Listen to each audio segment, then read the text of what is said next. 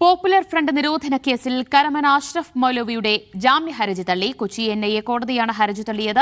കേസിലെ രണ്ടാം പ്രതിയാണ് കരമന അഷ്റഫ് മൗലവി. പ്രതിയുടെ വീട്ടിൽ നിന്നും ഭീകരപ്രവർത്തനവുമായി ബന്ധപ്പെട്ട തെളിവുകൾ കണ്ടെത്തിയിട്ടുണ്ടെന്ന് NIA കോടതിയിൽ വാദിച്ചു. നിധിൻ സേവ്യർ വിവരങ്ങൾ നൽകും. നിധിൻ, NIAയുടെ വാദം അംഗീകരിച്ചുകൊണ്ടാണോ ഇപ്പോൾ മൗലവിയുടെ ജാമ്യ ഹർജി തള്ളിയത്? ദിവ്യ, പോപ്പുലർ ഫ്രണ്ട് നിരോധന കേസിലെ രണ്ടാം പ്രതിയാണ് കരമന അഷ്റഫ് മൗലവി.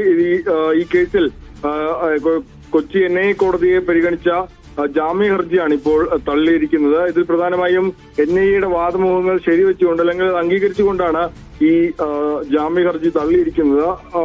ഈ പ്രധാന ആരോപണങ്ങൾ അല്ലെങ്കിൽ NIA പ്രധാനമായി കോടതിയിൽ ആരോപിച്ചിരിക്കുന്നത് അല്ലെങ്കിൽ കോടതിയിൽ പറഞ്ഞിരിക്കുന്നത് പോപ്പുലർ ഫ്രണ്ട് പ്രവർത്തകർക്കായി ആയുധ പരിശീലന ക്യാമ്പുകൾ സംഘടിപ്പിച്ചുവെന്നും 2047 ഇന്ത്യയിൽ ഇസ്ലാമിക ഭരണം സ്ഥാപിക്കുക എന്ന ലക്ഷ്യത്തോടെ ഗൂഢാലോചനകളിൽ പങ്കാളിയായി എന്നുമാണ് പ്രധാനമായും ഇദ്ദേഹത്തിനെതിരെ കോടതിയിൽ NIA പറഞ്ഞിരിക്കുന്നത്. ഒപ്പം തന്നെ ഇദ്ദേഹത്തിന്റെ വീട്ടിൽ നടത്തിയ പരിശോധനയിൽ വീട്ടിൽ നടത്തിയ റെയ്ഡിൽ നിന്ന് ഈ ചില തെളിവുകൾ, ഈ കേസിനാസ്പദമായ ചില തെളിവുകൾ കണ്ടെത്തിയെന്നും NIA പറയുന്നുണ്ട്. ഏതായാലും ഈ വാദങ്ങൾ അംഗീകരിച്ചുകൊണ്ടാണ് ഇദ്ദേഹത്തിന്റെ ജാമ്യാപേക്ഷ കൊച്ചി NIA കോടതി തള്ളിയിരിക്കുന്നത്. അദ്ദേഹത്തിന്റെ അഭിഭാഷകനുമായി നമ്മൾ സംസാരിച്ചിരുന്നു.